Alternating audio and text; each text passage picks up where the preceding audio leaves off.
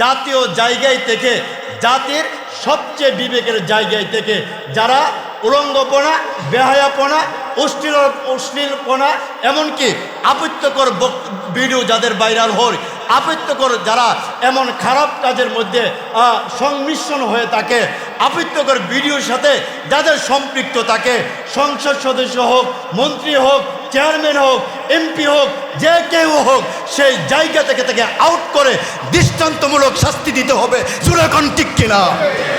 আপনারা তো জানেন, দেখেন, আমাদের সবচেয়ে বড় নীতি নির্ধারকের জায়গায় যারা রাষ্ট্র পরিচালনা করে তাদের বিভিন্ন সময় বিভিন্ন জায়গায় তাদের অনেক সিসি ফুটেজ ভিডিও, আপত্তিকর তাদের অনেক ভিডিও কিন্তু ফাঁকে ফাঁকে ভাইরাল হয়নি, আপত্তিকর ভিডিও।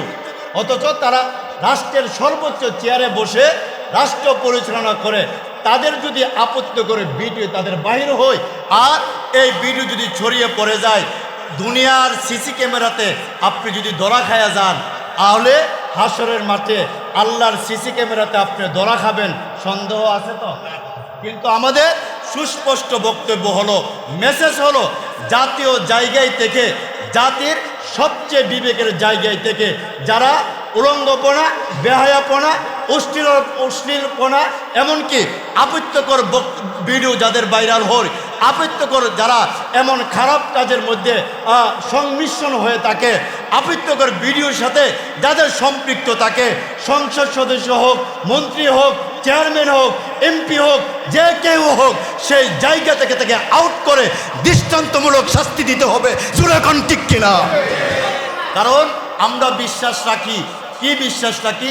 আপনি আমাদের টাকার বেতন খায়া, আমাদের টাকায় আপনার গাড়ির তেল, আপনার গাড়ির গ্যাস, আপনার গাড়ির মোবিল ইত্যাদি সব কিছু, আপনার বাড়ির ট্যাক্স আমাদের, আপনাকে বেতন দেয় আমাদের ট্যাক্সের টাকায়।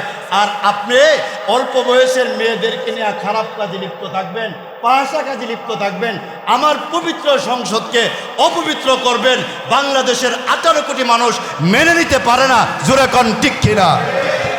আমরা বিশ্বাস রাখি দু একটা ঊর্ধ্বতম ব্যক্তিদেরকে যদি শায়েস্তার আওতায় আনা হয়, বাকি নেতা যারা আছেন, যারা বাকি আমাদের পথের পাতেও যারা দেখান, তারাও আস্তে আস্তে ঠিক হওয়ার সম্ভাবনা আসেনি। এই জন্যে এখন থেকে সোচ্চার হতে হবে। আমি যাকে ভোট দেব তার চরিত্র কেমন, আমি যাকে সংসদে পাঠাবো তার চরিত্র কেমন, আমি যাকে কাউন্সিলর বানাবো তার চরিত্র কেমন, আমি যাকে ঊর্ধ্বতম পদে দেব তার চরিত্র কেমন, সেইগুলির বিষয়ে আমাদেরকে খেয়াল রাখার দরকার নাই।